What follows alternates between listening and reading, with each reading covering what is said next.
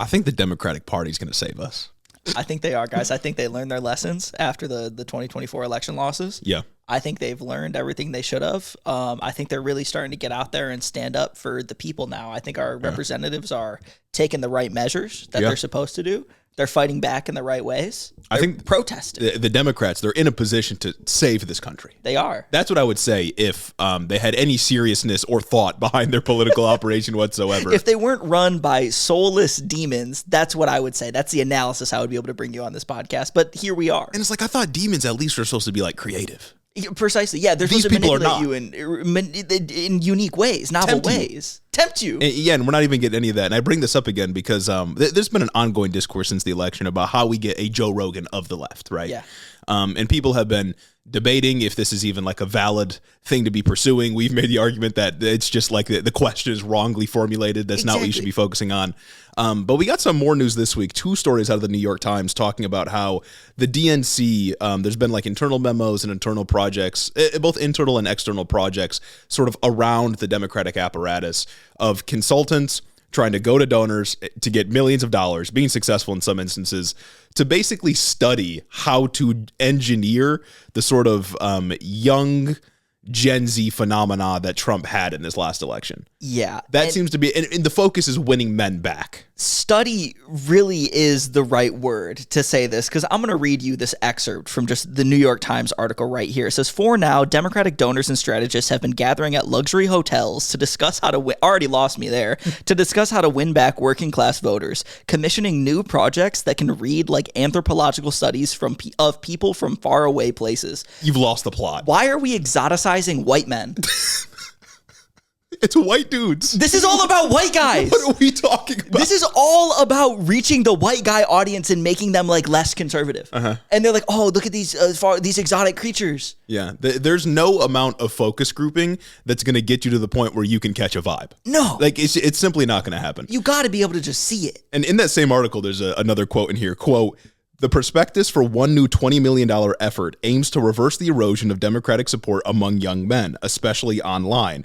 It is codenamed SAM, short for Speaking with American Men, a Strategic Plan, and promises investment to study the syntax, language, and content that gains attention and virality in these spaces. It also recommends buying advertisements in video games, among other things. How do we win back young men? How do we win back the gamers that we've lost since 2016?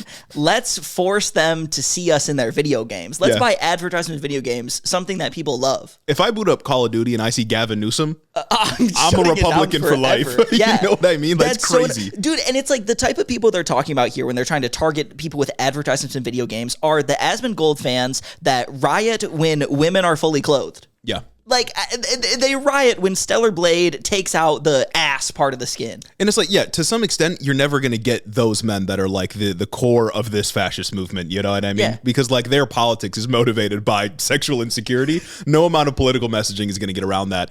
But it's like they will do anything except just believe in something and argue for it. Yeah, absolutely. And it's like, it's that, and like there are really like 2 sides to that discussion, because it's one, there are some men that just cannot be reached in the ways that you want to reach them. And that's just that it is what it is. It is what it is. And the other aspect is the way that you're trying to reach them is fundamentally flawed. Mm-hmm. You don't know what the fuck you're talking about. Yeah.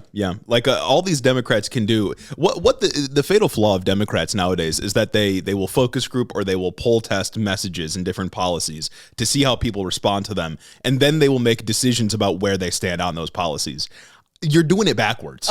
You like, I get the idea of meet voters where they are, but the sentiment there is that you go to the spaces that they're in and then you argue for your own case. You don't just adopt all of their positions, because then you look like a flip-flopper that doesn't believe in anything. And flip-flopping did not work out in this last election, like famously. And right now, Democrats, the Democratic brand is seen as like chronically untrustworthy. And I can't blame people for that. Mm-hmm. They do flip. A lot of Democrats don't actually believe in anything. And that's true of a lot of Republicans as well. But Donald Trump, being the main personality in the Republican Party, earns them some legitimacy in the sense that he just says whatever he wants. And people understand that to be like, I don't know, some sort of some sense of authenticity comes out of Trump, even though I think he lies about a lot of stuff. Exactly. It's like a fake authenticity, but like people think he says it like it is just because he says things that aren't socially acceptable. And there's like, that's a whole other like aspect of this conversation is there's a lot of people that are transgressive just for the sake of being transgressive. And that lands you on right-wing politics. But that's a whole other aspect of things you need to contend to. You're not going to understand why some people just want to be transgressive and want to like Trump because he says offensive things, and that's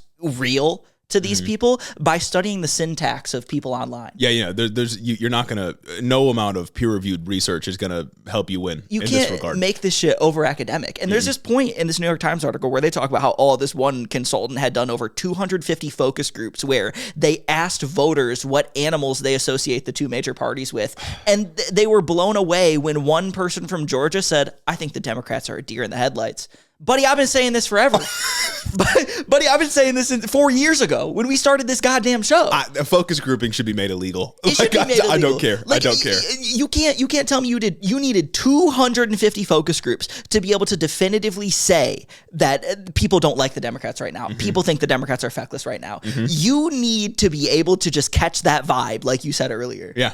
It's just something you're fundamentally lost. You are blind if you can't see that people were frustrated with the party. If you can't go outside, if you can't go online and see that people are upset with how the Democrats conduct themselves, and you need to focus group this, put millions of dollars behind these studies just to learn what I've been concluding. Yeah. Like Trump doesn't do that. There has been I can't think of a single time where Trump has like poll tested a message. Yes. He just gets out there and says it. And, he can be abrasive. Obviously, he can be abrasive. He says very racist and sexist things, but it works for the base that he's trying to cultivate. Now, a Democrat, not all of that can be replicated through like a mainstream or just like a centralized focus on a Democratic candidate. Like not all of it is, I don't know, can be translated into like a left-leaning message, but you can take the sort of authenticity that comes out of Trump that people ascribe to him, and you can place that into a Democratic candidate if they have the sauce to do it. But also beyond that, the Democrats and the Republicans at this point give Trump like this outsider anti-establishment gloss to him, which gives him a lot of legitimacy.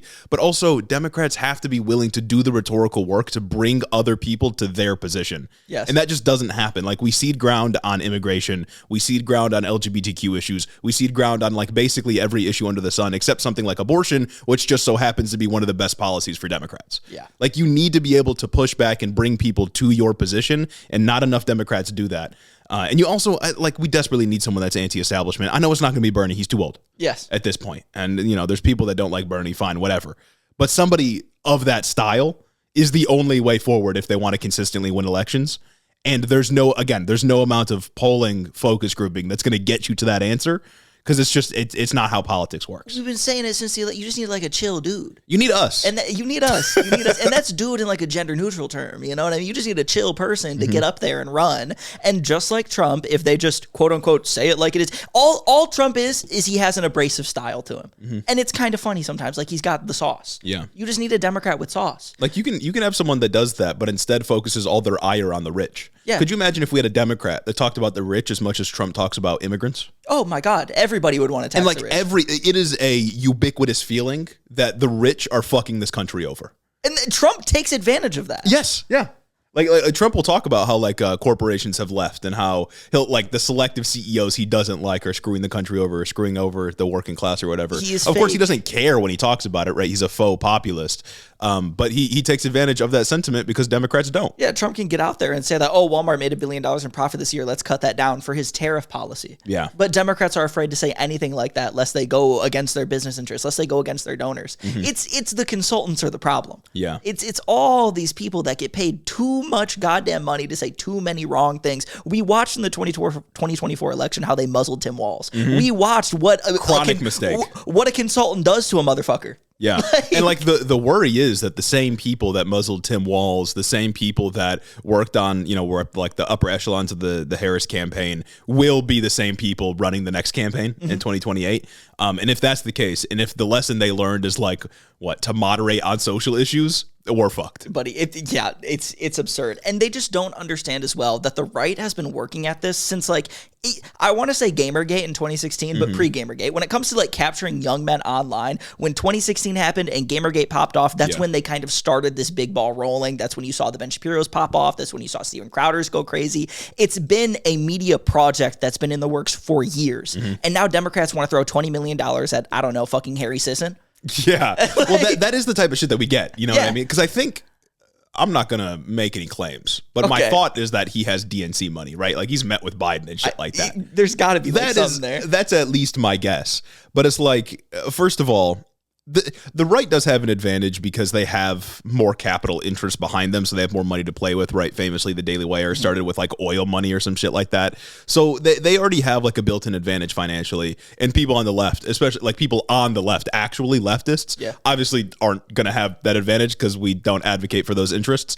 But like the DNC and other sort of democratically aligned donors are pouring millions of dollars into whatever the fuck this is going to end up being. And I feel like it's just going to be like, it's going to be a massive waste of money. And like you said, we're just going to end up funding people like Harry Sisson that fundamentally appeal to the same people that are already going to vote for Democrats. Yeah. Like there is no group that he's appealing to beyond those that already vote for Democrats consistently. This money is not going to go to like Hassan. You know what I mean? It's not going to go to Because that, like, if anybody's close to the Joe Rogan of the left, is that guy. Absolutely. He's got the most broad appeal of basically anybody on our side of the aisle. Yeah.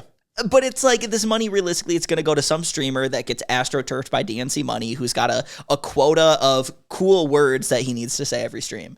You haven't said lit enough today. You haven't said this. Why don't you play Call of Duty more? Yeah. And it's like there are those people on the right, like Dave Rubin, for example, is just like an astroturfed guy. I mean, all of Daily Wire is like astroturfing. Like it's just, they all get money from these massive donors. Daily Wire can kind of stand on its own now. But again, in the beginning. Dave Rubin's not the mover and but shaker. The people they sort of gesture to are like, you know, the Aiden Rosses, the Joe Rogans, you know what I mean? And those can't be replicated through polling. You got to win those kinds of guys over through actually appealing to people and things that they like. And you do that in part by being authentic and genuinely believing in things. Rogan was a Bernie guy. I don't think he was like principally on the left in favor of Bernie, but he liked Bernie Sanders because Bernie Sanders has appeal. And we've said it a billion times, but it's like Joe Rogan is popular and he's able to make this impact, bringing people to conservatism because he's not a politics first podcaster. Yeah. It's the fundamental thing that they just don't understand. And I feel like I'm going crazy with this realization that other people just don't want to talk about. People go to Joe Rogan, at least they did in the past. Maybe now he's more politics first, whatever.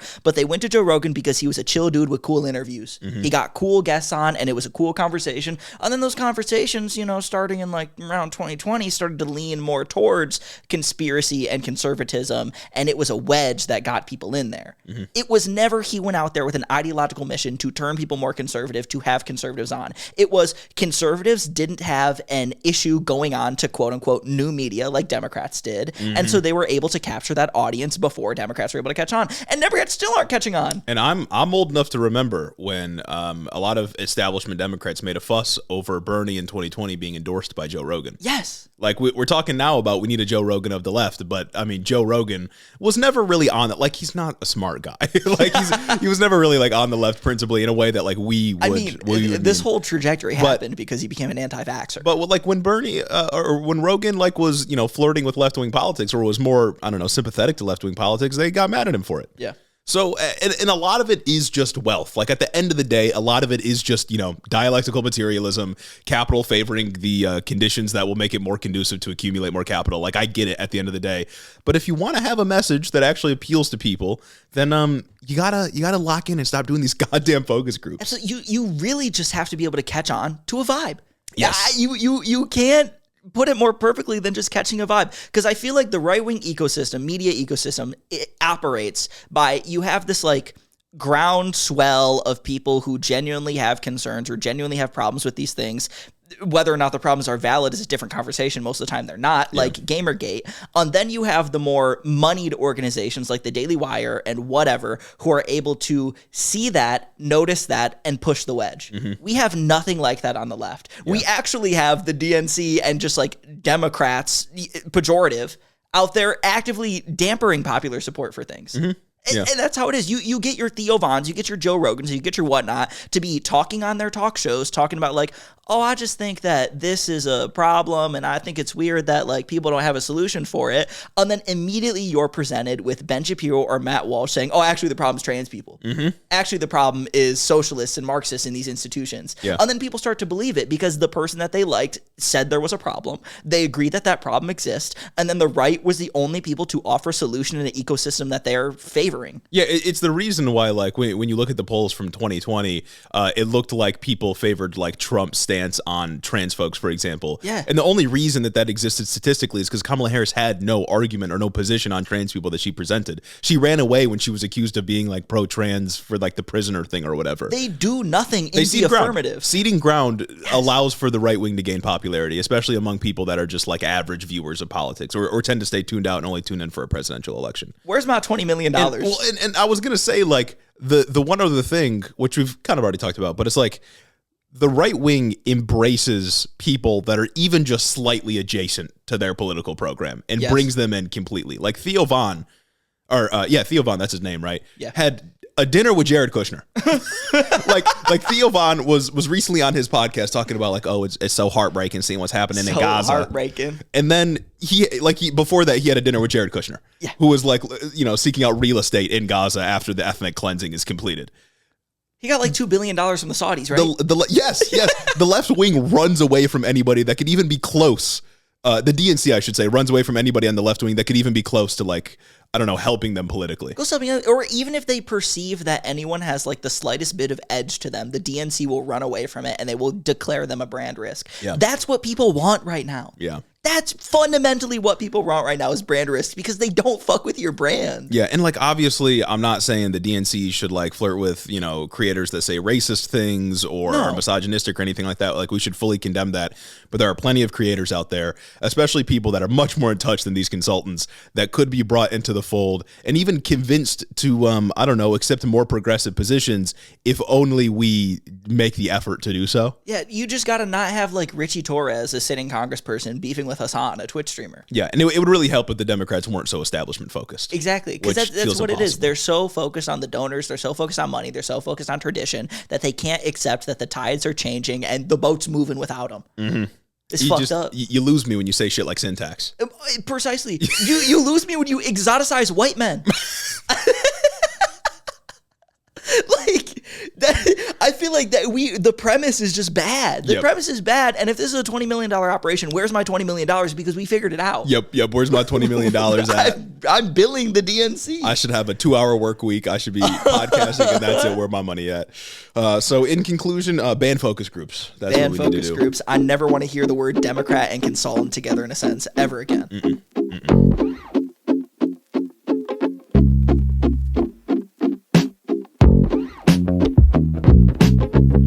Welcome back to the show, everyone.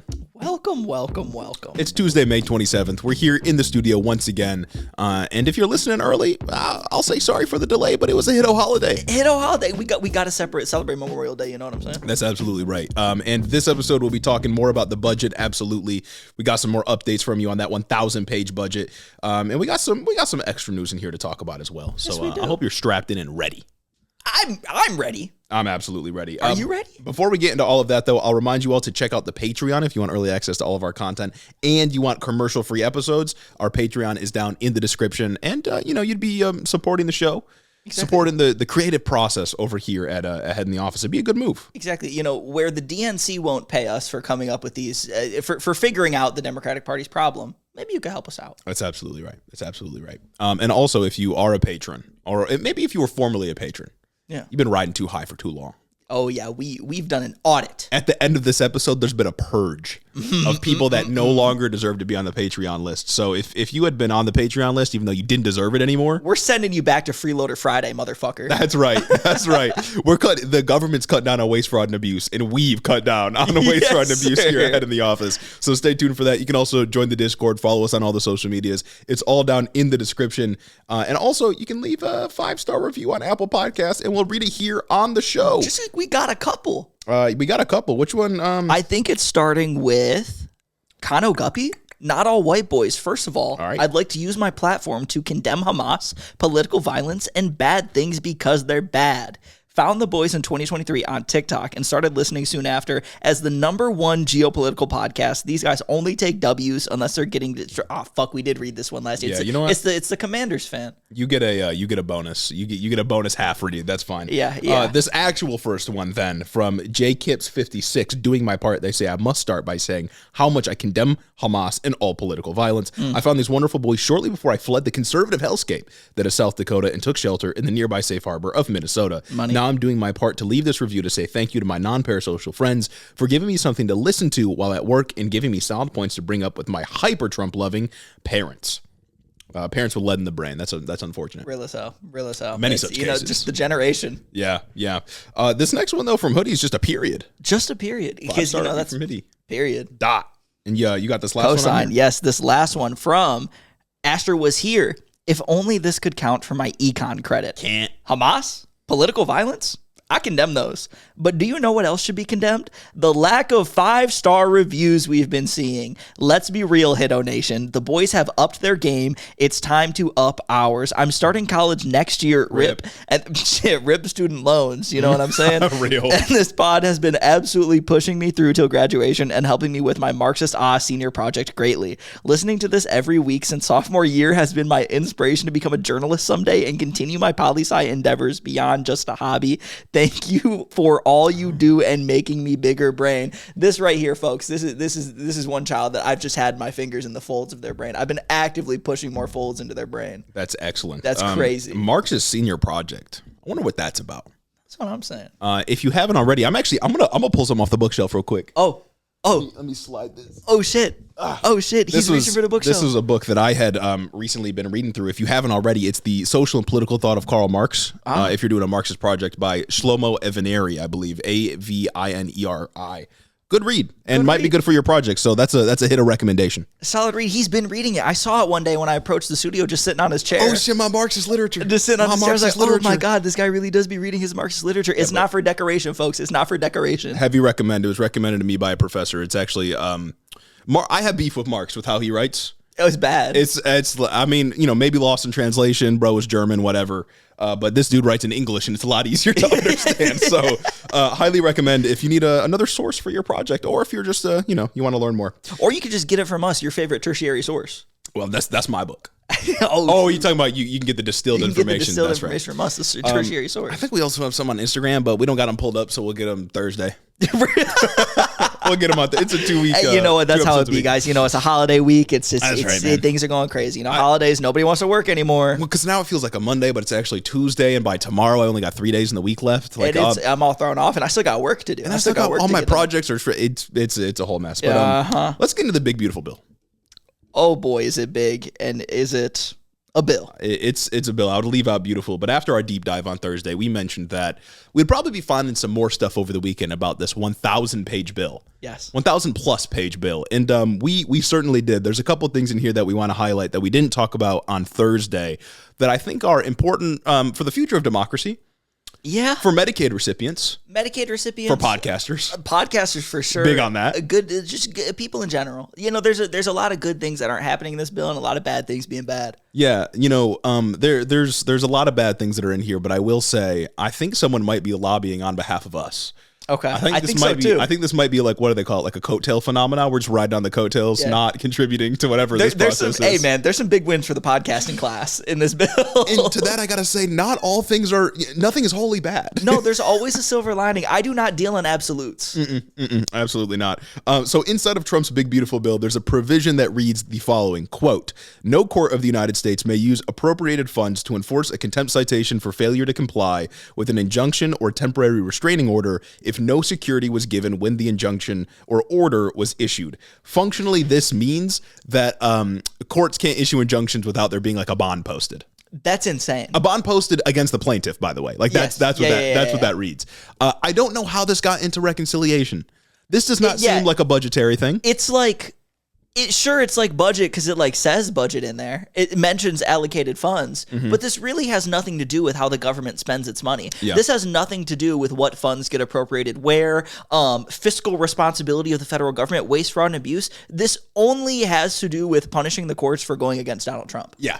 Yeah. And that's it. And in here, the Newsweek article I was reading, there was they cited a law professor from UC Berkeley, Erwin Chemerinsky, and they basically say that this would make most existing injunctions unenforceable because, again, it requires a plaintiff to pay a bond. And more so, quote, the Supreme Court has long recognized that the contempt power is integral to the authority of the federal courts. Without the ability to enforce judicial orders, they are rendered mere advisory opinions which parties are free to disregard. Chemerinsky wrote that the courts rarely require a bond to be posted by those who are restraining unconstitutional federal, state, or local government actions, as those seeking such orders do not have the resources to post a bond, and insisting on it would immunize unconstitutional government conduct from judicial review. Genuinely insane. Yes. Like it would be such a massive overreach for the Trump administration to go through and say, you cannot use it's a federal court. Where else they get money from? Yeah, the federal government. That's where they get the funding from the federal government. You cannot use any money that you get to go after an administration in the purpose of enforcing the injunctions that you put down. Yeah. You functionally cannot hold you cannot hold the federal government in contempt anymore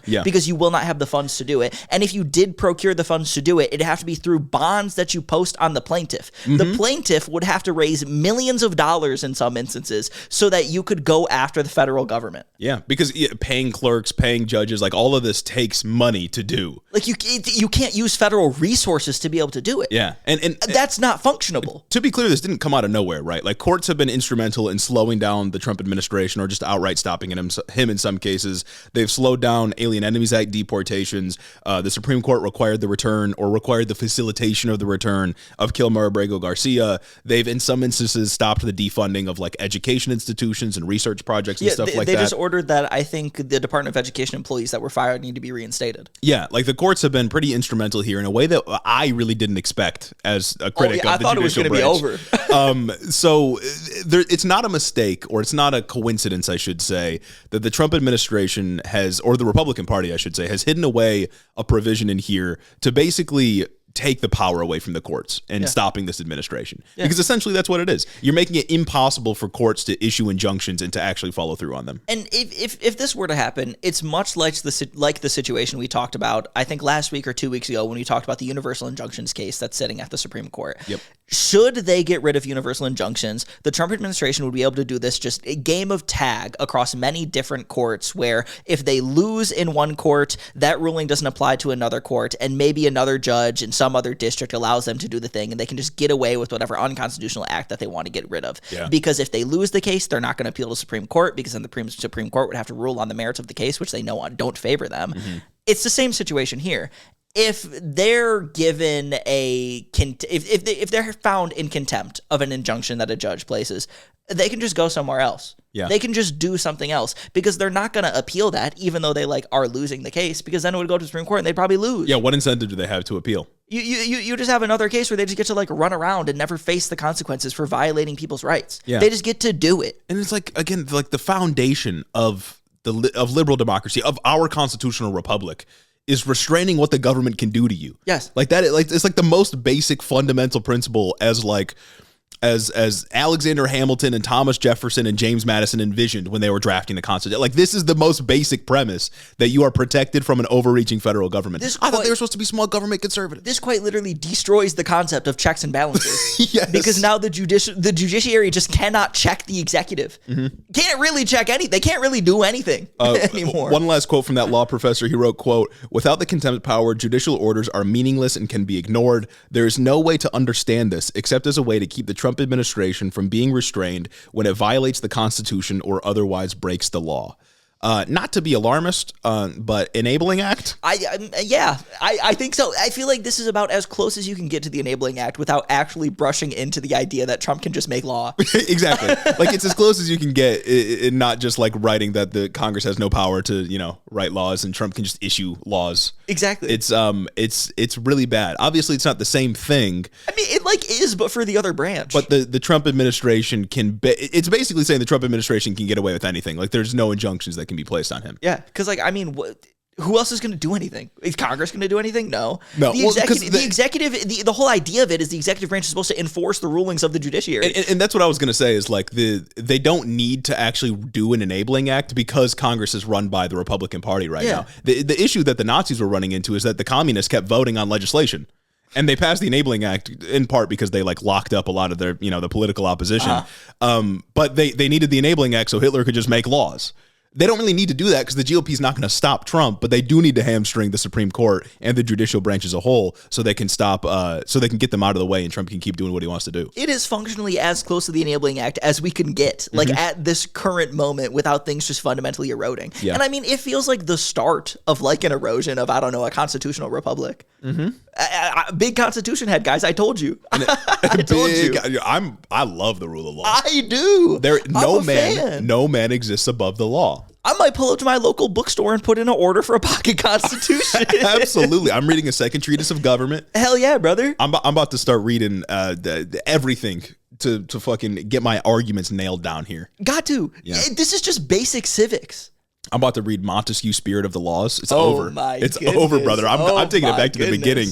But yeah, that's rule of law hour, and that is the slow, I don't know, destruction of our constitutional republic, I guess. It's crazy that like in a bill that is notorious right now for cutting Medicaid and cutting SNAP, like literally killing single mothers, they stashed this away in here. Somehow they passed the killing single mothers bill, but somehow there's something worse. Yeah, something worse that's going to have like longer term consequences. Not only are we taking like needed assistance away from people, even though they're framing it in a way that's like, it's a bunch of fully able-bodied adult men who are just sitting at home playing video games, but we're also, eroding protections against the federal government that you have. It's almost like they said, we're going to take away judicial review, but like in the budget.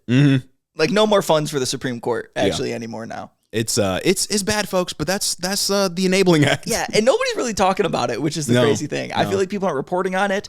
It's sort of hard to talk about in an I don't know. I think there needs to be a lot more attention dedicated to it, but it's less like in your face as the Medicaid stuff right now. I hope that there's more attention to it as it like actually gets considered in Senate, because I don't know, I think they're not working right now because they never want to fucking work. Nobody wants to work anymore. Nope. But I want to say I would expect Rand Paul and the other people who pretend to be the holdouts to say something about this, but they're probably just going to complain about budget. They're probably just going to complain about the actual like money things. Yeah, I can imagine. Maybe the parliamentarian will do their job and stop this one. I think didn't the parliamentarian do something recently in the Senate and Republicans were just basically like, shut up?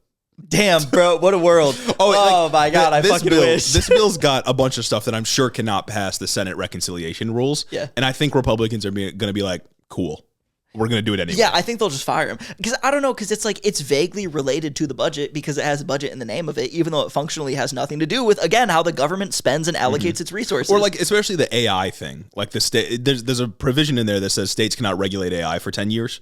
It's just, again, stashed away in there, and the 1,000 pages has nothing to do with the budget. I can imagine that's something that the parliamentarian strips out. But I think the Republican Party will recognize, where the Democrats didn't, that the parliamentarian is not an elected representative. They're a clerk of the Senate. Yeah. And they can be ignored, and I think they will be ignored and fired and, like, replaced. You could get a new guy in there. Didn't Bush do that? Probably. Why are Republicans the only ones serious about legislating? Man, that guy did a lot. Why is it that Republicans come in and they constantly push the limits of what is allowed? No, I'm saying, like, the rule of law only applies to Democrats. It's so goddamn infuriating. Like, the rule of law only as good as the law that rules. You know what I mean? Precisely, yeah. But, like, Democrats are never willing to exceed their bounds to do, like, a good thing. Democrats come in and pretend to be the adults in the room. If the adults in the room actually got nothing done. And then conservatives come in and they just don't. Yeah, conservative comes just do in whatever and they they're like, fucking we're the want. party of Lincoln. You know Lincoln suspended habeas corpus, right? So we're going to do it too. we're the party of Lincoln. That means we're the good guys. Yeah. And that's it. Yeah. And that's all they have to stand on throughout history. Man. Speaking of good guys. Podcasters. Guys, we got a break for the little guy. We did. We got a break for the little guy. You know, we got to talk about the provisions that are kind of slipping under the radar that the news isn't really reporting about that are really going to help people. So, Joe Rogan tax credit. In this bill, there is literally a provision to give podcasters a tax break. According to the Bipartisan Policy Center, the new budget will increase one's ability to expense certain costs of producing sound recordings up to $150,000 per year. Folks, we're back. What can I say, folks? Come on. I've been trapped under the boot for so long. I've been strangled by big government for so long. oh my God, finally I can get some relief. Finally I can breathe again. Podcasting is just such a niche medium nowadays. Like there has not been an explosion of podcasts in the last 10 years. Yeah, guys, this show costs $150,000 to run and produce every year. I gotta write all that off. It's like the IRS can audit it anymore. So like maybe it does. They have no auditing function. Guys, I promise you, like we've got a lot of equipment that's all behind the scenes that you can't see. That's what's going on. So is this shit like in addition to just like business expenses? Because we might be taking advantage of this. I have no idea. Like we're still in this point where like you can't find details on these provisions. You can just kind of find the provisions. Yeah. Because I was interested in this one. You'd have to like sift through 1,000 pages. Exactly. And I'm not reading all that. Yeah. I am not reading all that. But the New York Times did estimate that this will cost $200 million. Yeah, but like I'll get to save a bunch of money though. I'll get to save like money like personally. I don't even think we could take real shit. I don't even think we could take advantage of this. We already have our equipment. Yeah, I mean, we bought some like foam panels.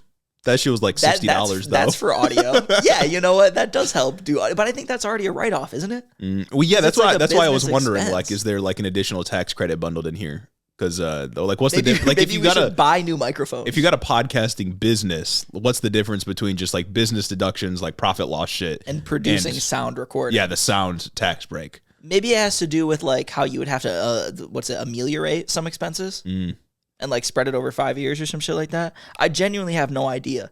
I don't even know if we can make use of it. But guys, the little guy. This is about the little guy. That's what this is. Well, now about. I'm starting to think that only like the big audio and media companies could take advantage of this. Oh yeah, 100%. So it'll be like Crooked Media or some shit. Where's the podcaster tax credit? Means tested, applies only to people making less than, it applies only to people with like less than 150,000 followers on TikTok. Exactly. And then like maybe we could get it popping. You know what I'm saying? It applies only to people in the creator fund right now. Yes. And you know, and then I can pull the ladder up from under me when I climb up. Absolutely, and I would. And I will. Guys, I got to keep it going. You know, we live in an attention economy. We're competing with multiple other shows for your guys' attention. The free market's competition, baby. Exactly, and that's what it's about. It's about pulling the ladder up from under you and getting yours. And baby, I'm getting mine. And that's just the natural order of things. So the big short of this is that I'm really hoping for this bill to pass too. I'm really hoping for this bill to pass. I found one good thing in here that I might be able to take advantage of. Therefore, millions of people must lose healthcare. And then there's like he's increasing the flow through entity the QBI deduction from 20% of qualified business income to 23%. Oh my God, guys, we gotta let the bill go through. I need that 3% tax break. It's like legitimately how some people think. I know, it's absurd, guys. Like a business guy will see like, oh, I have to pay 2% less in taxes this year. Millions of people can starve. Well, I get to save a couple $100 this year. Maybe you should be kicked off of Medicaid. I think that's a good system. I think it works. And that's the shit that gets reported on, because then you'll open up like an MSNBC article about like, oh, what does the new GOP budget mean for your business? QBI, to deduct more money. And it's like, okay, but this is stripped of the context of not being able to regulate AI, 8 million people dying, your grandma probably dying because she gets kicked off some shit. You're stripped of the context of the murder bill. Yeah, like I've been seeing a ton of articles lately that are like, the Republican budget might cut your taxes, and then it does like the outlays and doesn't talk about the CBO estimates, where it's like the average household and like, you know, below the 40th percentile or whatever is going to lose like $2,000 on the year or something like that. Like they don't include the actual estimates, which is what matters. You know, your total household resources is what actually matters. But people don't talk about it like that. You know, it's just people see that the one thing that they get and they're like, oh, that's super chill. Yeah, let's get rid of the estate tax. Or I don't think they're getting rid of the estate tax. I think they're raising it so that like the first 15 million or some shit doesn't count. That's nothing I'm ever going to have to worry about. I also saw some news that because the deficits are so large in this bill, it might trigger what's called sequestration, which is basically a requirement on Congress to balance the deficit by cutting other programs, and Medicare will get cut something like $500 billion if that happens. Sequestration isn't a thing Congress has. It was a rule that was implemented under Obama in 2010. Of course it was. Oh yeah, by Barack Obama. And it requires Congress to like make sure that cuts or increases to the deficit are offset by cuts to the budget, so that we're not like increasing the deficit to some crazy degree. But the tax and spend Democrats. Right. So this it might trigger Medicare to end up being cut to some, you know, $500 billion, something like that. Nice. How about I would imagine take it from the Social Security endowment. I would imagine they'll resolve that issue before it passes, but I have no fucking idea. Yeah, I genuinely don't know where things are going to go in the Senate. I don't. It's kind of crazy, but all I know is I might get mine. And that's all that matters. I might get mine, and that's what I'm focused on is podcasting deductions. I don't even think we can take advantage of, and it's QBI, baby. That's what matters. Was it like Ayn Rand or Margaret Thatcher? One of them said like there's no such thing as society. There's only the individual. That's probably Ayn Rand or something. Yeah, it sounds like Ayn Rand. They were all the same. She was right. Awful. She was right. She was right. Yeah. Yeah. Atlas shrugs.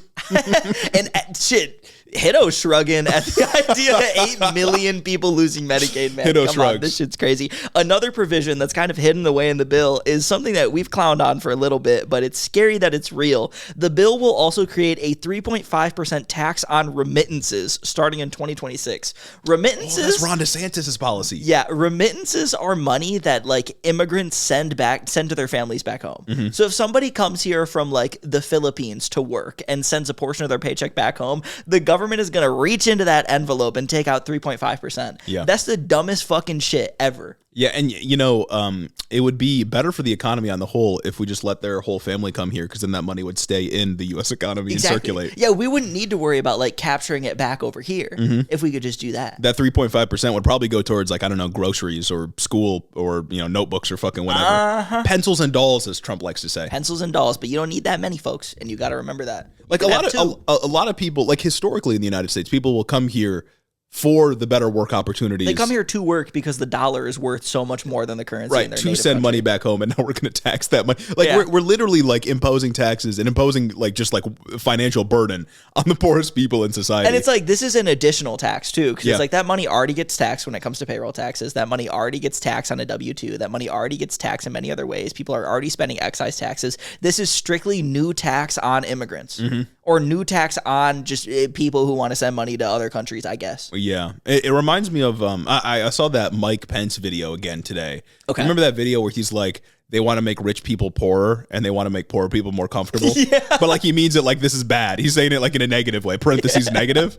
That's what that reminds me of. Man, that just brings me back to a whole nother problem with the Democrats is because January 6ers wanted to kill Mike Pence, the Democratic establishment kind of like took him in and just is willing to do 1 billion interviews with him, pretending that he's not a demon. Oh my God, yeah. They'll say like, I have my disagreements with Mike Pence, but he's actually a really good guy. No, he's not. But he's a principled Republican. He wants the rich to be richer and the poor to be poorer. It's the shit that Nancy Pelosi always says. She's like, I want a strong Republican Party. Yeah. I don't. At all. They're evil and they want us to them. die. Nothing they do is good. No, literally nothing. Nothing they do is good except for the little podcaster. Yeah. Yeah, that's actually really good, actually. Joe Biden never proposed cutting taxes on podcasters. Exactly.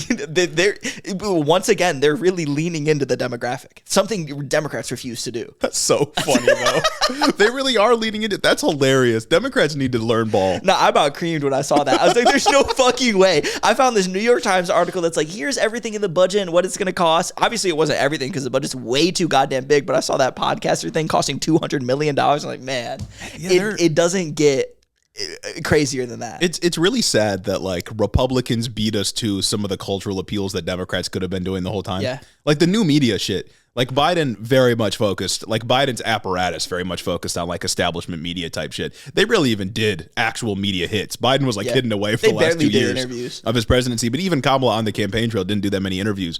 But like the Trump administration leaning into the new media stuff, giving a tax break for podcasters, this stuff isn't like inherently good, but it's good in a way that signals that they're in touch when they're like going to kill your granny. Yeah. And it frustrates me that we didn't get to that first. And it's also like when conservatives go into these like places or do their celebrity endorsements, they don't really have to like pay them that much. Didn't we give Beyonce like $1 billion or something? Oh, like it was that? so much money. Or like the Call Her Daddy $8 million set, hundreds to of thousands. Beyonce. They spent $200,000 on Call Her Daddy. Trump showed up to Aiden Ross and got a campaign finance violation. Aiden Ross gave him a Cybertruck.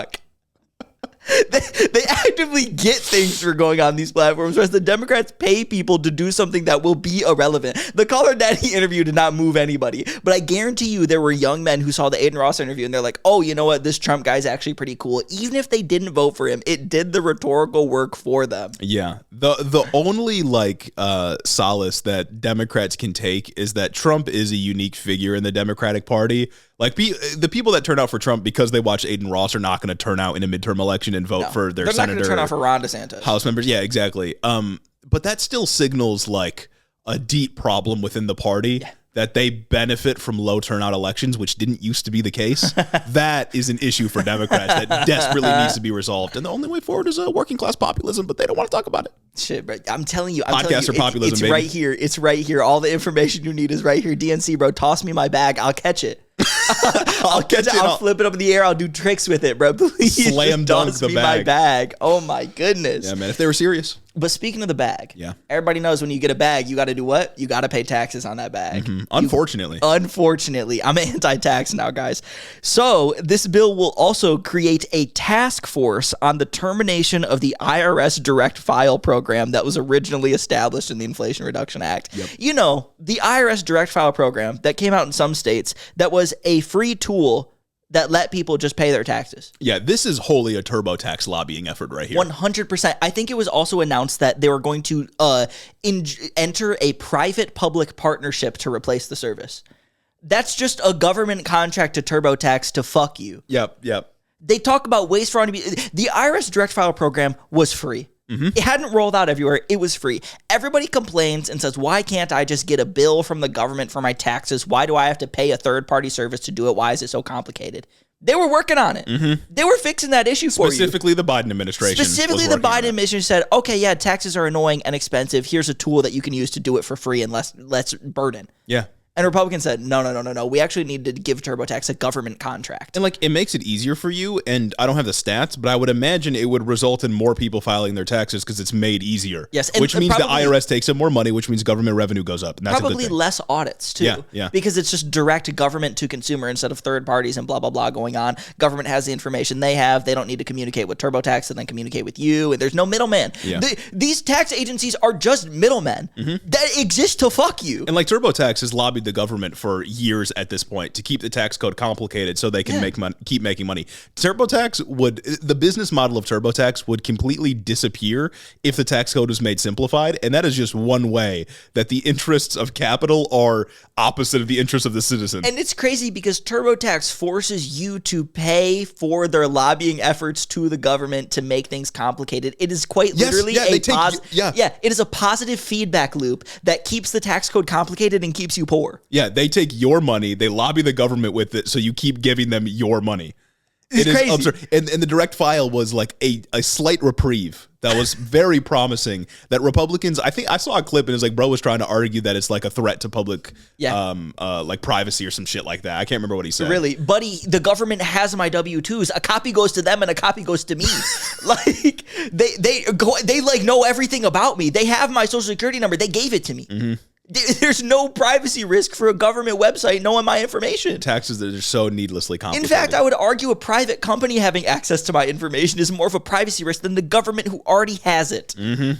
Don't you got to put your social security number into TurboTax to pay your taxes? Oh, yeah. You got to put all your information. They got everything on you. If they have a data leak, it's over. They have a whole entire profile of me. There's probably a digital version of me that they sell to other companies. Mm-hmm. Ridiculous. Mm-hmm. So that's good. Those were a couple highlights. But other than kicking millions of people off of Medicaid directly, there are also able-bodied adult lazy men that are taking advantage of it that the program never should have covered in the first place. Mm-hmm. Never should have covered in the first place. They're losing access to health coverage that they never should have been on. This program is meant to cover single mothers, not single fathers. Yep, just there's something different about single fathers. Well, yeah, that's wrong. That's unnatural. That's disgusting. Because men belong working, women belong in the home. Yeah. And that's what Medicaid is supposed to cover. Well, how could you be a single father if you're supposed to be at work? Well, single mothers with children under 7. That's the rule. And once they're above 7, then fuck them. Well, because he should get his ass to work. Mm-hmm. He should get up off the iPad, iPad kid, and go to the farm in Florida. If you're a child of immigrants, I guess you don't deserve it either. But whatever. That's true. Well, there's actually provisions in this bill to where if states are giving money or are covering immigrants through Medicaid, they lose money. Yes.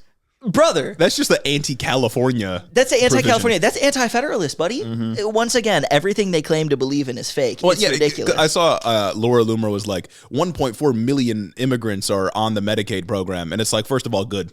Good. They need healthcare too. I'm fine with that. And also, I think that entire number is just from California. Because it's California and I think Minnesota allows Medicaid money to be used on undocumented immigrants. Because it's if you end up in an emergency room, someone's got to pay for the bill. Undocumented immigrants are not wealthy people. You know what I mean? Emergency rooms cannot deny you care. In the 48 other states, Medicaid only goes to U.S. citizens and maybe legal residents as well. I'm not so sure on that part, but it's U.S. citizens that are using Medicaid. Yeah. So it's a silly talking point. It's very silly. It's very silly and very stupid. But I do have a couple other Medicaid cuts that have flown under the radar from the New York Times. So first off, there will be an increase on the copay cap for certain Medicaid recipients. Currently, copays for Medicaid recipients are capped at like specific values for specific services. I think prescription drugs for preferred drugs are capped at $4, non-preferred drugs $8, depending on like where your income restriction falls. The new bill will require states to impose new, quote, cost-sharing measures, copays, on Medicaid expansion adults of up to $35 per service, with some notable exceptions, those being primary care, substance abuse treatment, and continuing to limit cost-sharing for prescription drugs to a, quote, nominal amount. They're saying you're on Medicaid because you're poor. We're going to increase your copays. Give me $35 right now. Give me $35. That's like the copay that I paid on my job, health insurance. Yeah, and, you know, they keep coming out, Mike Johnson keeps coming out here making the argument that there are no Medicaid cuts. All we're doing is getting rid of waste, fraud, and abuse, and we are kicking able-bodied men who should be working off of the program. Yeah. This explicitly is a cut because it's raising costs on the people that utilize Medicaid. It's cost. They say it's cost sharing. You are taking the cost from the federal government through tax revenue and pushing it onto the people who are on this program because they couldn't afford it in the first place. And cost sharing by like a copay means cost sharing. It's a copay. Yes. and it's crazy that this applies to just like Medicaid expansion adults too. It's like there's just a broad refusal to accept this idea that, oh no, this person's a little less poor than the other person. That means they need to pay $1 billion more in health coverage. Yeah. That's stupid and crazy. It's because we've accepted this premise that we shouldn't pay for healthcare for everybody in this country. Yes. That we should have a privatized system and that your healthcare should be tied to your status as a worker, even though the vast majority of people on Medicaid are already working, and those that aren't are disabled, or they're in school, or they're a primary caregiver for somebody else, or whatever it may be. There's maybe a handful of people that aren't working because they don't want to, but everybody else has expenses to pay for. Like, there's always going to be a handful of people that quote unquote take advantage of a program. That's just a fact of life. Yeah. Like, that's not something you can root out lest you get rid of people that actively need to be on the program. There's always this area in the middle where you have to make a decision on whether or not you're going to deny coverage to people who need it so that you never cover somebody who doesn't, or you let somebody who maybe doesn't need it get on a program so that you can ensure that you are covering everyone that needs it. Yeah. And I think there's a great societal good to covering everybody and letting some quote unquote freeloaders get on a program, because then you don't have people who are left out. Yeah. I mean, if we have a universal healthcare system, there's no such thing as a freeloader, because it's just a universal system. And it's also like Medicaid, buddy, really? Like, Medicaid's the one that people are really like taking advantage of? Yeah. Medicaid. Yeah. Oh, I'm going to go quit my job so I can get on Medicaid. Really? Yeah. Medicaid's not something that people try to get on, man. Like, it's just a service we're contending with that they utilize. And again, it's just like primary healthcare type shit. It's like your physical healthcare and those kinds of expenses, and now like a $35 copayment for expansion states. But it's like, as we've been saying, people still got to pay rent. Being on Medicaid doesn't pay your rent. It's a fucking stupid argument. Being on Medicaid doesn't buy you food. Yeah. It may help if you don't have enough food and you're sick. But it doesn't buy you food. There's always going to be people that don't contribute to the group project, but that doesn't mean you kick them out of school. Precisely. They still got to be in school. Precisely. Like, it's just, it is what it is, man. People on Medicaid are already chastised enough socially. Like, yeah, there's already enough stigma. Nobody wants to be on these programs. Nobody really seriously wants to be like, oh yeah, I'm quitting my job so I can get on Medicaid, and then maybe once that runs out, I'll get on another job and then quit it again, and it'll be the cycle of me staying on Medicaid. That's not how people think. And it's like, again, we've made this point before, but I think it's important to point out again that a lot of people, when it comes to these like mainstay social welfare policies, whether it's SNAP or Medicaid or whatever else, they often get on these programs in like for like short periods of time when they're experiencing financial hardship. I think I saw some stat that it was like a majority of people on Medicaid that weren't working were then working later in that same year because they were trying to find work. You know, the economy is rough. What you do with these work requirements is just make it so those people that are experiencing hardship do not get access to the care that they need, or sink further into medical debt. It's the increased homelessness bill. Yeah, it's the kill people bill. It's the kill people bill. It's fucking stupid, man. Yep. And I know one of the other provisions that is in this bill is that they want to make it so that Medicaid won't reimburse.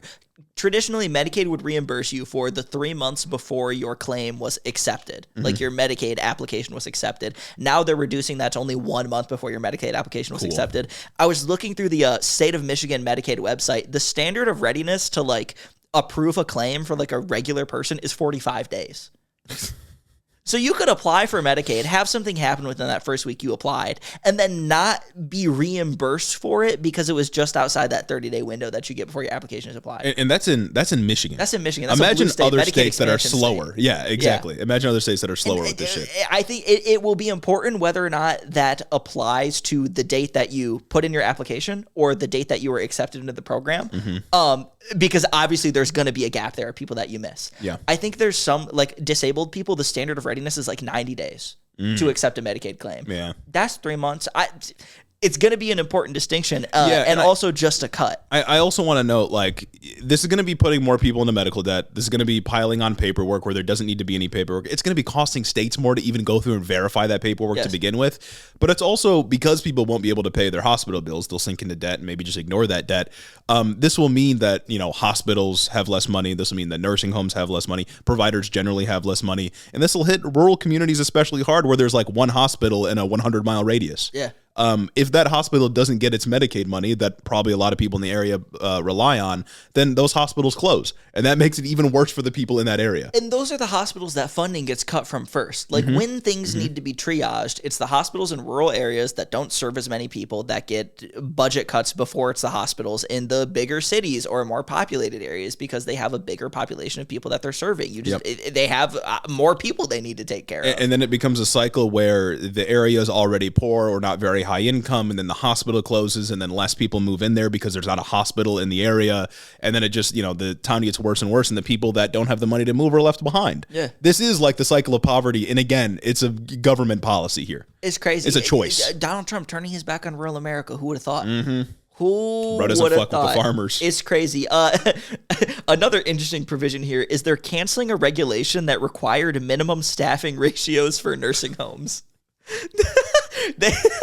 They said your nursing home that's already low-key understaffed can now hire less nurses to take care of more patients. Why not? Sure. Because why not? Yeah, why not? It's just the cruelty bill. Oh, they're acknowledging like nursing homes are going to have less money here, so you don't need to hire as many people. Exactly. Oh, don't worry. We recognize that you're going to have less money. Just work your people more. The GOP is taking jobs away. Exactly. The GOP is taking jobs out of the economy. Oh, you won't be able to pay your workers? That's okay. Just get less workers and then make the workers work more. If we have any listeners that work at a nursing home, let me know how you think. Let me know if you think the work is fairly and equitably distributed right now, and if you let me know if you want less people in your workplace. Exactly. That'd be good for you, right? Because we're getting rid of those burdens. It's office politics. Let me know if it'd be good if less people were doing more work. Let me know how that goes. Well, because then, you get in a groove, you get your own systems, and you don't really want other people to be messing with your patients. Because it's all about creating that emotional connection with the 30 patients you have to take care of in your 20-hour shift. 30 now 40. 30 now 40. Yeah, you're 30 now 40 in your 12 now 20-hour shift. Oh, and you don't have a janitor anymore. Exactly. And you also got to pick up that responsibility. But I mean, they go to sleep eventually anyway, so you can just clean while they're sleeping. Well, exactly. And you got to work the front desk. Yeah, we need you on third now too. And patients' families are not going to respect visiting hours, so you got to enforce that. So over. So that's a good one. That's a good one. I'm looking forward to that going into effect. On a related note, they're now basically getting rid of a rule that makes it easier for low-income Medicare beneficiaries to sign up for help paying premiums. From KFF, the Centers for Medicaid and Medicare Services previously issued two separate rules, collectively referred to as the Eligibility and Enrollment Final Rule. The first rule reduces barriers to enrollment in Medicare savings programs, which provide Medicaid coverage of Medicare premiums and cost sharing for low-income Medicare beneficiaries. Basically, if you don't make enough money, if you're poor, Medicaid will help pay for some of the Medicare costs because there are premiums associated with Medicare. Real. The second rule streamlines application and enrollment processes in Medicaid, aligns renewal policies for all Medicaid enrollees, facilitates transitions between Medicaid, CHIP, and subsidized marketplace coverage, and eliminates certain barriers in CHIP. These are rules that are designed to streamline government programs, to make the bureaucracy less of a burden. And they're delaying implementation of these rules until 2035. So that's delaying them forever. That's basically just getting rid of the rules. That is just killing the rules. This is ridiculous. They talk about government waste, fraud, abuse. They talk about the burdensome bureaucracy and federal government overreach. Yet the big beautiful bill just turns into the big bureaucratry bill. Yeah, they're pro paperwork. They're pro paperwork. Every step of what they've done to do cuts to Medicaid has involved making either administrators do more paperwork, or making beneficiaries do more paperwork, or making the process more complicated. They are repealing a rule, delaying the implementation of a rule that would streamline the process and help you transition between different programs. That people just aren't going to be on these programs. Yeah. It's the kill your grandma bill. It makes it harder for you to be on. And it's crazy because, like, this is a cut for Medicare. This is, yeah. It ends up being a Medicare cut, too. So, yeah, the GOP just once again explicitly making it harder for poor people to access the help they need while gloating about how they're getting rid of all this waste, fraud, and abuse, and they're saving so much money while your grandma's going to die. Yeah, waste, fraud, and abuse turns out to be Granny on healthcare program, a government-funded healthcare program. And we're not going to help her pay for it anymore, yeah. Even though Granny's poor and in a nursing home, and she's going to have less nurses taking care of her. There's nobody in the country that's pro-paperwork. Yeah. There's nobody in the country that would be like, oh, I enjoy the time I spend on the phone with my health insurance company. I'd love to do that twice a year. Or I would love to call the Medicare or Medicaid offices more often. Like, it's not a thing that people like to do. But the Republican Party's making you do it more. I got a private insurance plan like a month ago or whatnot because we're doing this now. Yeah. And I wanted to rip my face off while I was on the phone with the underwriter. Oh, it's painful. That shit was awful. Yeah. And that was like a private plan. That wasn't even a public thing. That wasn't even steeped with the regular bureaucracy that people associate with the government. I can't imagine being 65 goddamn years old and trying to sign up for Medicare, or I have a problem with my Social Security, problem with my Medicare, and I need to get on the phone with somebody in an institution that was overworked and underpaid before Trump came in, that is now even worse off than it was before. And it's crazy that we're like seeing in real time the cycle continue where Republicans defund public services. Yep. And then those public services run worse. And then it justifies them coming into government again to then cut those public services. And then they end up running worse. And we just keep going through that cycle. Right now, we're at the part where they're cutting the services again to then justify their reelection on the basis that Democrats don't know how to run these public services and they're wasting taxpayer money. Yeah. It is diabolical. We're cutting the services now. Then they're going to say, God, look how bad this runs. We should make it worse. and they're going to point out these flaws that they caused under a Democratic administration, whoever wins in 2028. And they're going to say, look, we need to come back in office so we can get rid of the waste, fraud, and abuse because they're clearly not working for you. They'll say, God, we should really streamline these programs. It's way too hard to transition between Medicaid, CHIP, and an ACA marketplace plan. Why didn't the Democrats do anything about this? The free market would run healthcare better. The free market. All these regulations holding back the mom and pop health providers. They are. United Healthcare, man. They've had the healthcare beneficiaries had it too good for too long. It's true. Where it's too easy to get healthcare. They are just squeezing Medicaid dry. And this is another reason that it should be, I'm generally anti-purity test. Yeah. But we should implement the purity test of universal health care for the 2028 primaries. I think so. I think there's like a moment that you could capture there. I'm excited for the 2028 primaries. Wasn't there that article that came out this week that said like the BlackRock CEO has been pressuring, you know what I'm talking about? The BlackRock CEO said that United Healthcare is giving too much care to patients after Brian Thompson was killed. They've been doing too many approvals, and that's obviously eats into the profits because they have to pay out. That's evil. It's evil. That's the devil there. It is just fundamentally evil. I also saw a figure this week that this GOP budget has about $1.1 trillion in tax cuts. And the amount of cuts to SNAP and Medicaid are about $1.1 trillion. You could fully pay to keep all the people on those programs if you just didn't do those tax cuts. And reminder, all those tax cuts are going to the wealthy. Yeah. We're getting crumbs in comparison. And then of course all the the deficit stacked up from 1.1 million because of the 1.1 trillion I should say because of the we're funding the military, we're funding the deportations, and there's all this other stuff Trump wants to pay for. So everything that the GOP does is designed to make government run worse so that they can run on government running worse and they can run on your suffering. And then they never actually fix it. And then they make it worse again. And then they just kick the can. Yep. And then Democrats come in and like, we're the adults in the room. And then they pass the here's 2% cash back bill. Yeah. Here's a 2% cash back bill, man. I'm sick of it. The congregation is missing someone. And that someone, dear listener, is you. The congregation awaits you over on our Discord. If you go into the description of this episode right now, there will be a link to join the Head in the Office Discord where you will find more than 1,000 like-minded individuals for you to interact with, and maybe most importantly, we'll be there. 1,000 members strong. It is a burgeoning community of Hiddo-heads. That's right. Ready to receive you into their arms. Make you a part of the community. Vest you as a Hiddo-head. Over on Discord, we have discussions. You can interact with other Hiddo-heads, and maybe, for some fun, we can do some community events. And we know that you want to be a part of that. Only available over on the official Head in the Office Discord. Anyway, moving on to something that Biden could have never done. Biden would never have done this. No. We're talking crypto. We're talking crypto. We're talking corruption because last Thursday, Trump hosted his first crypto dinner. And, we all these talks about the Democrats not being in touch. This is where they're really not in touch. They got to get in with the crypto crowd. They got to. Cryptocurrency is the way of the future. That's what Trump's doing. Didn't Kamala Harris come out with some kind of, it was like a half-baked I think crypto they did policy try to get at the end there, yeah. She went to the crypto conference or some shit like that. Corny. Yeah, but Please do not get involved. So Trump hosted this crypto dinner where the top 220 investors of his Trump coin were invited. The cheapest seat was worth $55,000 of investment in the Trump coin. Nice. The average seat ran you $1.7 million. And the top 25 investors got a private tour of the White House with Trump. Okay. So just openly selling Surely access. Nothing could go wrong. Yeah. We're just selling access here. The reports were that the dinner was actually kind of lame. I saw the picture of the dinner and it looked like half a mashed potato. Yep. And a bite of steak with a carrot. High school catering. It looked like what you get at a homecoming, like a prom dinner. Yeah, and okay, fine, he treated the guests poorly, whatever. But those top 25 investors did get a private meeting, White House tour with him. Yeah. And those names have not been disclosed, except for one that we'll talk about later, who sort of self-reported himself. Yeah. But that's crazy. And I don't think anybody was paying to this for the dinner. I don't think anybody wanted the dinner out of this one. Now, for context, and I think it's important that we put it in context of how politicians get money when they're a candidate broadly.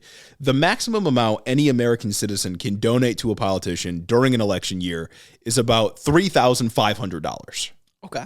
The median Trump coin investor at this event spent $350,000. That's a lot of money.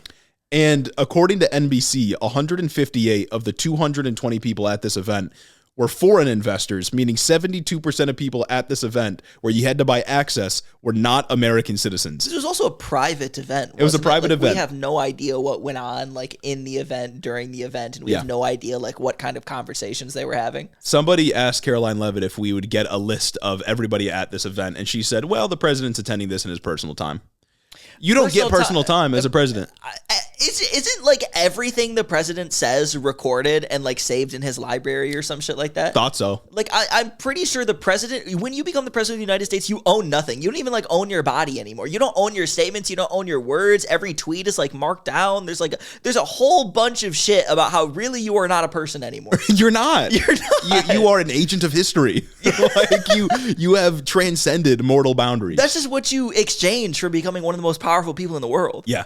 You don't get personal time. So Trump did this in his personal capacity. And also, of the 25 people who got that private meeting, the 25 top investors, only 6 of them were Americans. So it is literally foreigners buying influence in the White House. It's personal time at the tour at the White House. That's the house that Trump lives in. White House isn't Trump's house. That's the people's house. That's my house, baby. That's the people's house. It's my house. I paid for that. And it's even if it were just all Americans, right? There were no foreign investors or anything like that. We'd still call it corruption, right? Absolutely. Because it's selling access. So we would still call it corruption. It's selling access to the highest bidder.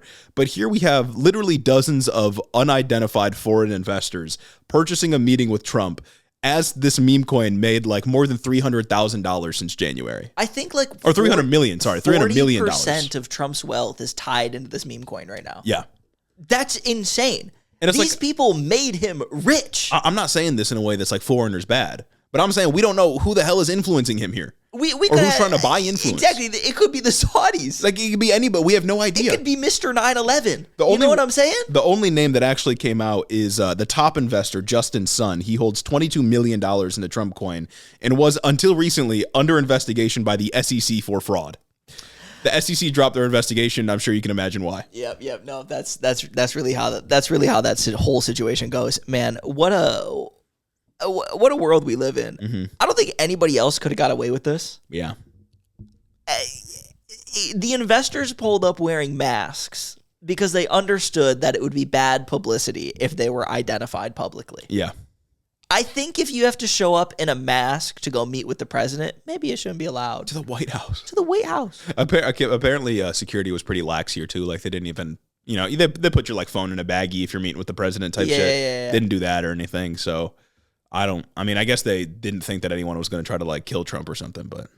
Well, yeah, if you pay $55 million to get in there. I was listening to a debate between Adam Conover and Tim Pool the other day. Oh, I'm praying for you. And Tim Pool was making the argument that the attempted deportation of Ramesa Ozturk was justified because we can't have foreigners trying to influence our governmental policies because that threatens American sovereignty. That's like the whole argument for getting rid of student visas. Yes. Yeah. It's like they shouldn't be protesting here. If they come over, they should be grateful and shut up, even if they're not violating the law, even if they're exercising First Amendment rights. It doesn't matter because they're foreigners and they shouldn't influence American sovereignty. These are literally foreigners. Yeah. Spending millions of dollars to meet with President Trump, and we don't know who they are. If that's not like literally trying to influence American policy, then I don't know what is. These people just don't like immigrants. No, absolutely not. They just want any excuse they can to say it, unless the immigrants come over with boatloads of money. Yeah. And it's like Ramesa Ozturk didn't do anything wrong. No. But these people are like, it's openly corrupt. She's probably given more money to the country than the lowest investor here. You said $55K? Yeah. I imagine the tuition at that goddamn university was was way higher than that. Oh, over yeah. 4 International years students pay crazy money. Exactly. Yeah, absolutely. So I feel like she deserves to be here just on those merits alone. Give her meeting. Didn't even put in the show notes that Harvard's about to lose their international students. Yeah, no. Maybe. The whole Harvard saga has been insane. The way that things have just been heating up, especially this last week. Trump, did he sign an executive order that was something along the lines of, you can't have any international students anymore and you need to kick the ones out? I think State Department was like, we need names and countries. It was all because Harvard didn't cave to like this list of demands that Trump gave because they're apparently anti-Semitic for not like cracking down on the Palestine protests, and also because they don't have enough conservative professors. Yeah, they don't and have they do too much conservative DEI viewpoints. And there's the Trump truth, the tweet that he put. Was it over the weekend where he's like, we're going to give the $3 billion in federal grants that go to Harvard to trade schools? Yeah. Because your local welder is going to be able to, I don't know, cure cancer. It's like, I don't got beef with trade schools. Like, we should fund trade schools more. I agree. But like cancer research is important. This is like NIH funding that went to these schools for very specific scientific aims. I just don't think trade schools are built to equipped. And it's like, equipped to help. The reason I bring it up is because like international students getting kicked out of like Harvard and maybe other institutions, that's a lot of goddamn money. It's 25% of Harvard's like student body is foreign. They carry a heavy tuition load because they pay so much being international students. Like, that's a bad idea. The international students that pay tuition at Harvard subsidize Harvard being able to give free tuition to low-income U.S.-born students. It's another one of those things that I'm angry Democrats didn't get to first. Not like kicking international students out, but like critiquing higher education and their lack of actually doing what they say they're supposed to do. Like the administrative bloat, the profiteering that goes on in private and public universities. Like, Democrats should have got to that first. Yeah. And now Trump gets to pretend like he's doing something to meaningfully critique these higher education institutions when really all he's doing is trying to stock them with conservatives and get the immigrants out. Yeah. It's very frustrating. And it's just the way that he's pulling. This morning it came out that he's canceling $100 million in federal contracts with Harvard. Mm-hmm. That's all their federal contracts with Harvard. He is pulling every single lever possible in order to punish this institution for being woke, for not falling in line ideologically with what he wants. Yeah. Very, very, I don't know, like 1930 Germany coded. And it's like, I think Harvard will be fine. They got like $50 billion in an endowment. Yeah. But we should be against Trump doing this generally. And it's just like, this is bad. It's very bad. It's very bad. And there are other universities that could not weather this storm. Yeah. It's very important that Harvard stands their ground because they can. They better start burning that endowment to stand their ground. Hopefully they can last a few years. But that's Trump being corrupt. That's the shit coin. And I think we end on some extras. And shit. While we're ending on Trump being corrupt, we got to talk about the presidential pardon power. Real. You know what I'm saying? You know, it's been a hot topic recently with Joe Biden and his auto pen. I love seeing the auto pen because it's like, they're right. Yeah. You know what I mean? Like, it wasn't an auto pen in the sense that like anything and everything was getting signed, but it was like, Joe Biden was not at the helm. Exactly. Like, he was not signing those things like physically, but like nobody does. Yeah. Does any? Well, and neither Trump is also like, I don't know what this is. Let's sign it. Exactly. Quite literally, he says when he's signing it, oh yeah, wow, tell me what this is. Great. Sounds good. Yeah. That is quite literally the auto pen. Can't be levying that accusation, but either way, Trump is used his presidential pardon power this week when he announced that he will be pardoning a Virginia sheriff who was sentenced to 10 years in prison after being convicted on federal bribery charges. This guy was taking money just from like business owners and people in exchange for deputizing them. Nice. Just classic fee-for-service model. I was going to say, like, this is just like bribery, plain and simple. Yeah, exactly. And it's like very much like an open and shut case, too. Because this is some shit you do in, like, Red Dead Redemption. Absolutely. This is some shit that, like, Dutch and the gang would do. The Vanderlyn gang would, like, pay someone to deputize them so they could rob a train or something. Yeah. It's open and shut, too, because he deputized 2 undercover federal agents who then testified against him in court, saying that moments after the deputization, they directly gave him $5,000 and $10,000 each. Like, there's no way you can get around that. Yeah, that's just bribery. That you did that, dog. You are abusing the power that you have as sheriff. There was also like a business owner who said, "Yeah, I gave homeboy $10,000 to deputize me," and now he's serving his own like sentence independently from that for like his crime. Yeah. It's the most black and white instance of bribery. I think you could. The feds got him. It's the feds got man. Plainly illegal. Yeah. What are they gonna say? He entrapped him. Oh, deputize me, I'll give you $10,000. Like, I don't know, that's kind of a hard case to make, but Trump is saying that this was yet another example of the Biden regime's weaponization of the DOJ against a good man. He said, quote, "This sheriff is a victim of an overzealous Biden Department of Justice and doesn't deserve to spend a single day in jail. He is a wonderful person who was persecuted by the radical left monsters and left for dead. He will not be going to jail tomorrow, but instead will have a wonderful and productive life." This is one of those guys like that. If you pardon, you'd pardon on the way out. Like there's a unique boldness here to pardoning him. Like, I don't know, this is day 130. Yeah. We're not even halfway through the first year of Trump too. Yeah, like Biden did with those with those tax fraudster guys exactly, that we talked about. I can't even remember. The guy who did like the largest something fraud in history, Biden pardoned. I can't remember him because he did him on his way out, so I forgot. Exactly. Like, you do that on your way out, not like right here. Like, if you're pardoning this guy, maybe he will pardon, like, the bad people. I mean, he already pardoned all the January 6th protesters, including the Camp Auschwitz guy. Yeah, that's true. So, like, I mean, somebody probably lobbied for him to do this, and the auto pen is just making it, doing its thing here. But holy shit, yeah, that's just, like, the most plain case of corruption like, who approved and bribery. That? Like, which administration officials like, yeah, this is the guy. This is the guy that we need to stake things on. Is this that sheriff that was, like, putting swastikas up in the office or something? No. It's a different sheriff. I mean, it's cut from the same cloth. Birds of a feather. I mean, sheriffs and swastikas, many such cases. Yeah. But, like, that's another thing, I'm just wondering, like, I don't know what led him to do. Love of the game, perhaps. How did they lie? Like, I'm sure you could find, like, other guys that have more vague cases. That you can put in front of Trump to get him out there. Cases that I wouldn't think are vague, but like you convince a regular person. But when you tell me 2 federal agents approached somebody and said, "Deputize me and I'll give you $10,000," and you do it, you can't get away with that. Why can't a sheriff have a side hustle? Exactly. Why can't a sheriff be an entrepreneur? I mean, he's got that power. He can deputize people. So what if he gets a little money in exchange for it? The left's always talking about redistributing wealth. Once again, the sheriff redistributing wealth. We're just critiquing power for power's sake. Oh, you get all this power, but you can't use it. You can't get a little money on the side. I'm convinced. Motherfuckers, the Biden regime pocket watching sheriffs and their side hustles. It's absurd. Man, this isn't even like a regulation of police thing. He's just doing like a crime as a public official. Yeah, it's not police overreach. Mm-hmm. It's not like a police brutality case. He didn't do anything wrong in like his official policing. He didn't like do anything racist. He was just a corrupt guy. He's just doing the thing that like it's like the quintessential ideal of what corruption in politics looks like. Yeah. Like getting kickbacks for doing someone favors. Like it's all it is. Just plainly corrupt, plainly bribery, and this guy gets a pardon. And Trump personally said, "Yeah, you're the one. Mm-hmm. You're the man. That's good." But while we're talking about the DOJ, I got one last story to go over here. Excellent. And it was something we missed last week, but I do think that it's important to talk about. It's about a friend of the show. It's about a friend of the show, and it has to do with the weaponization of the Department of Justice. Mm-hmm. Because the Department of Justice is indeed being weaponized to do like a criminal investigation into Andrew Cuomo. And you know what? The Justice Department last week, opened a criminal investigation into Andrew Cuomo. And it is weaponization. And I'm going to say that that's good. Oh, I think it's good. Andrew Cuomo sucks. Yeah, good things are good and bad things are bad.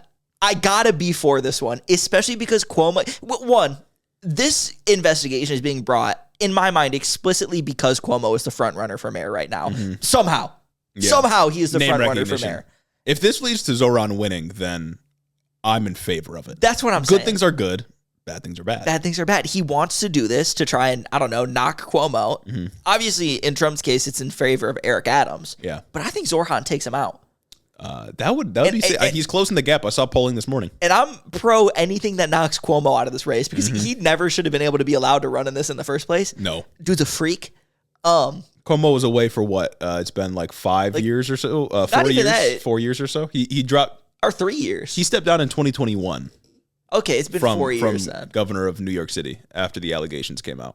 Yeah. He shouldn't be able to run for mayor after that. No, he really shouldn't. It should be totally disqualifying. Once again, New York City picking just the worst guys for mayor. But the DOJ, honestly, lock him up. Mm-hmm. Honestly, lock his ass up. And it's funny because the charge that they're pursuing is they're alleging that he lied to Congress about how his government handled COVID-19. And like low-key, knowing what we know now about like the whole like nursing home shit, he low-key might have fumbled that shit. He probably did. Yeah. And he probably might give Zoran the dub. Uh-huh. That's what I'm here for. I'm cool with locking up Democrats if they're bad and evil.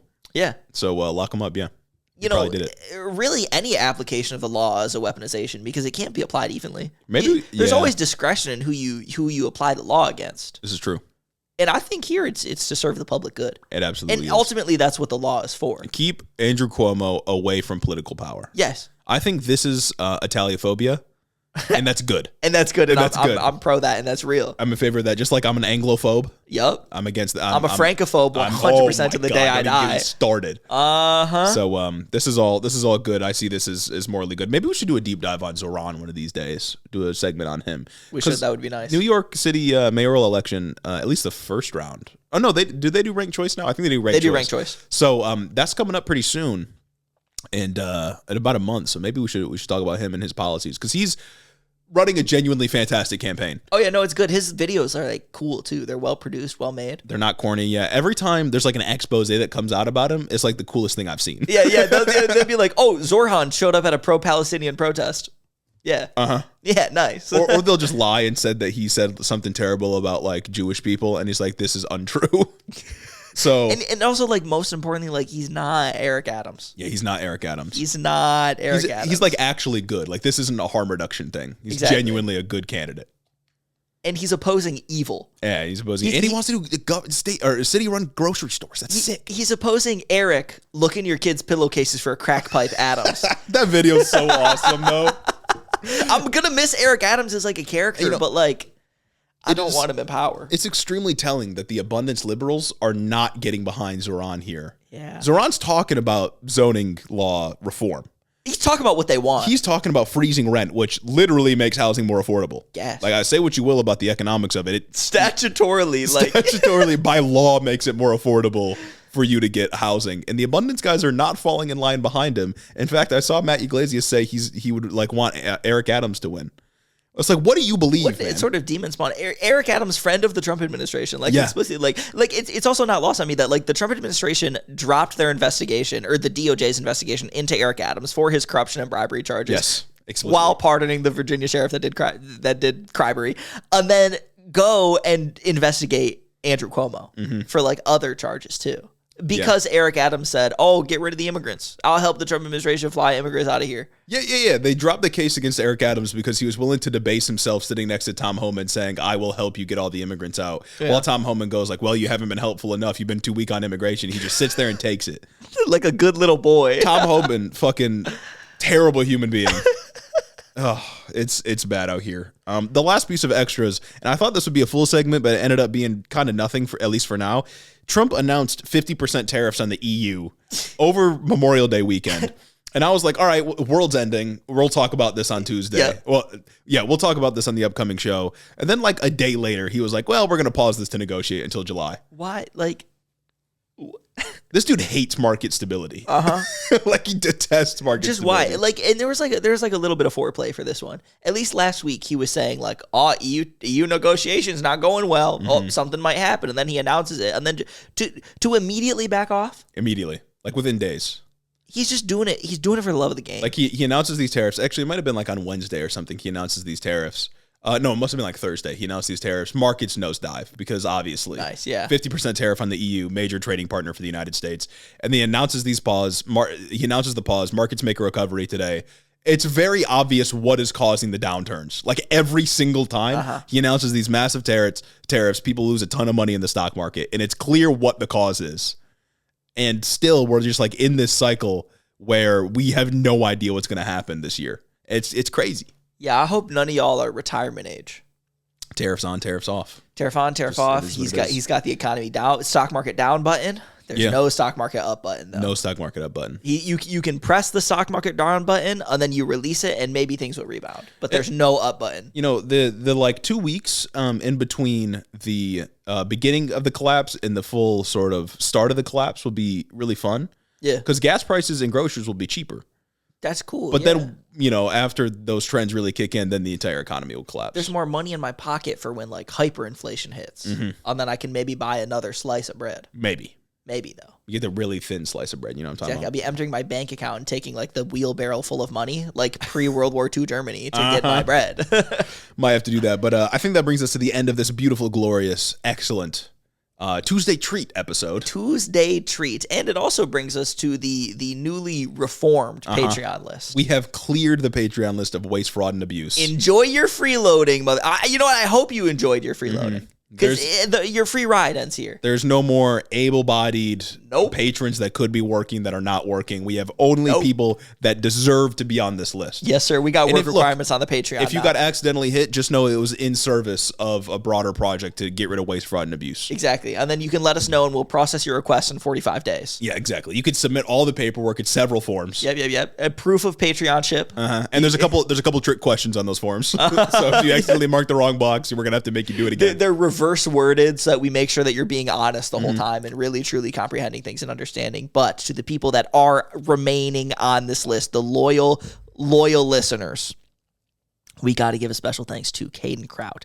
Chris the Postman, Christy Beck, Mike Chaplinsky, Clayton LaFed, Mark Yeager, Caleb Joy, Rich Toro, Tari Fergalaki, Max Vez, Jacob Rogers, Colton Muberry, Fixer Punk, Jim Egbers, Jeff Muzzy, Big Burrito, Cincy Alex, Joe Stenstrom, Adrian Sandoval, Chloe Sam 601, Colleen Cuts for Yook, Jennifer DeVoe, Crawfish, and Benny Bennington III, Alexia Menanti, Sam Maloney, Ted Cruz's Boy Toy, Dictator Jace, Luke O'Shea, Carker Tarleson, Daniel Jackson, The Word of Microsoft, Jennifer Science, Aaron and his Gundams, Darth Father, Tailored for Content, Corey Chambers, Retro Mondo, Emma the Dude Slayer, Veronica, aka V, Raxon, Ass Smith, The Grotler, Murder in a Trench Coat, Casey Lynn Kelly, AK Gon, Zach Lantian, Info Russell, Austin Greif, Marcus Corbett, Caleb Roper, Taylor Rinsock, Cammy, Tylen Freeman, Isaac Hodges, Madeline C, Anna Valenic, Casey C, Say Yes to Wes, August, Particular Pikmin, Sir Capalot, Jeff Signs, Brennan is Egg, Froggy Gumdrop, Jackie Boy, Shameless, Coherent Babbles, MJ Sharp, Michaela Muncie, The Wallace 3000, Chris T, Kashan Lala, Amanda R, Tyler J, Damian Blues, Particulon, Memfrez, Rhonda Stiletto, Midwest Marxist, Joe the Mailman, Gary from West Michigan, Shawnee GG,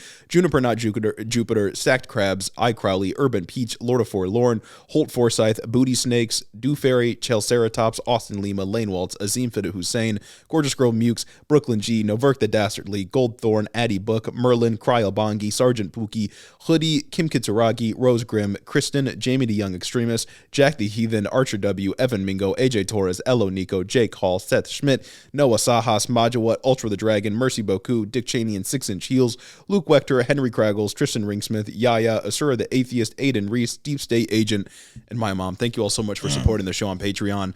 I hope you're grateful that you survived the Hiddo Purge. Exactly, 100%. You know, every week I say I love you. These are the people that I really do love. That's right. If you were on this list and not on this list, I never fucking fucked with you ever. That was Hiddo bureaucratic bloat. Exactly. We're getting it out of here. It kind of fucked up my flow a little bit. It fucked up my flow too. But it needed to happen. Exactly, especially those first days. I've been saying those for years. Exactly. Some of you have been freeloading for too long. And then they betray me? Oh, my God. Anyways, thank you for listening, and see you on Thursday. See you on Thursday.